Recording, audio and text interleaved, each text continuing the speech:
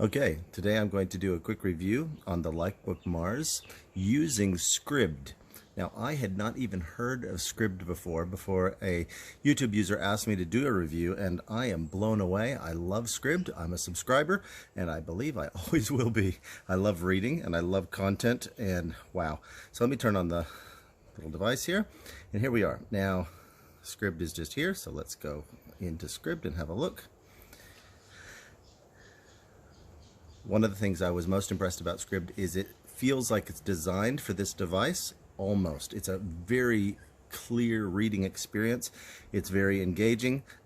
There's just a couple of things that stand out that make it difficult. One is, of course, you have to be on Wi-Fi, and you don't have to, but the majority of the usage is Wi-Fi oriented or needs to be online for the online experience. You can download things and then use them later, but this is a one-by-one kind of thing. It's not meant to be how the device is, or how the app is used, but it does work that way. And you could travel on the train or whatever using things you downloaded and reading them. I have downloaded a few books and a couple magazines. Basically, a quick overview of Scribd, which will give you also a quick overview of how the app works, is that it has books, audiobooks, news, magazines, sheet music, and some documents. And I've looked into all of the categories and been very impressed with the books that are available and the audiobooks. I used to listen to audiobooks, but the Audible subscription was just too expensive, and so I stopped. Where here you have a library of audiobooks available, and you could just switch between them all month long, and not limited to your one audiobook for the month.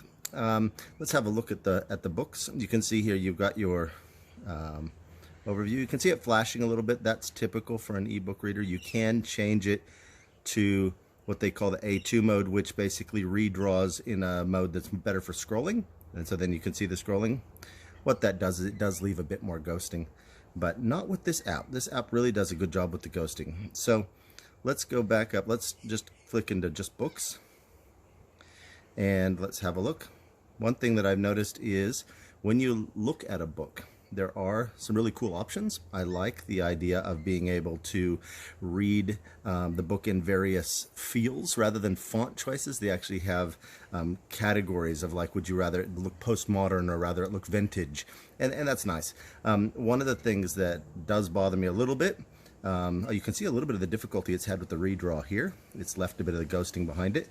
You can clear that just by changing from A2 back and forth. That redraws the screen for you. The boundaries on the edge here, you cannot change them. I like it to be about half that far from the edge, so it's a bit more reading space, so I can make the font a bit bigger. I wear glasses, and I find it to be nice to have a bigger font. So at that size font, which I like, there's not enough words on the line. I'd like just one more word, which is a bit more space. It's just a preference thing, but it really, it's one thing I like about Kindle. You can adjust it all the way as you want, and the reader built into the app is the same. So let's have a quick look at the fonts that I was showing you and how good they look. So I've got it on vintage, which I like. Postmodern, let's try that one. Postmodern. So it just changes the font. You can see the font's a bit different. Now, one other thing I did notice in comparison to Kindle and the built-in app, the built-in app turns pages instantly. Kindle is a flicker and it's changed. This one, watch how long it takes. That's kind of cute, but every single page flipping over like that, it's a little tedious. It would be great if they just had an option where you could just turn off the flipping of the page and just have it transition from one page to the next. I could not find that. I also could not find the margin adjuster.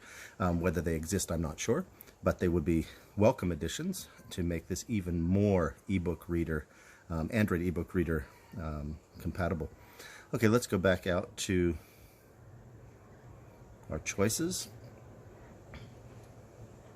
Well, of course it's great, but I'm not going to do that right now. I'll say ask me later.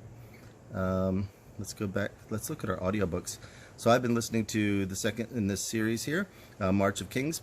No speaker built into the device, but I plugged headphones in last night. I listen on my phone when I'm driving, but I plugged it in here, and headphones work great. It worked fine on the device. You can use Bluetooth. I don't have a Bluetooth speaker to show you, but you can add Bluetooth, hook it up with Bluetooth, and you can listen through that as well.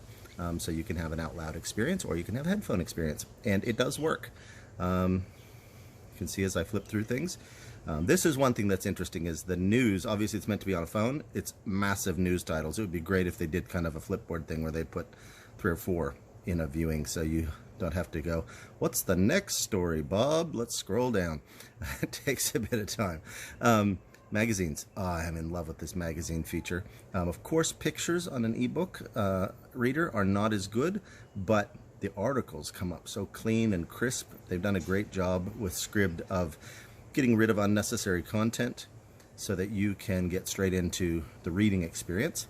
Again, it has that same page flip delay when you want to change pages, except there's a picture, that's not bad. In magazines, it's a scroll rather than a flip, but as it changes from article to article, it does the flip thing. That one's coming up a bit slow.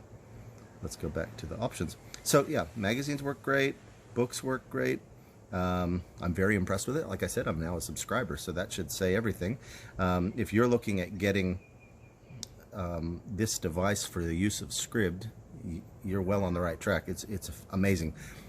Sheet music is awesome. My wife had already heard of Scribd because of sheet music. She's a musician, and it looks great. This device is a little small if you've got eyes like mine to read it while it's sitting up on the piano or on a music stand. But if you had the Note 10 or a bigger ebook device, it looks fantastic. So that's my review of Scribd. And I will say also that the ebook Mars just came out with an update, and there's a lot of things that were little wrinkles that have been ironed out. It runs smoother, it's faster to load apps, and you will love it. So yeah, grab yourself a Mars Likebook and enjoy Scribd and many, many other Android apps.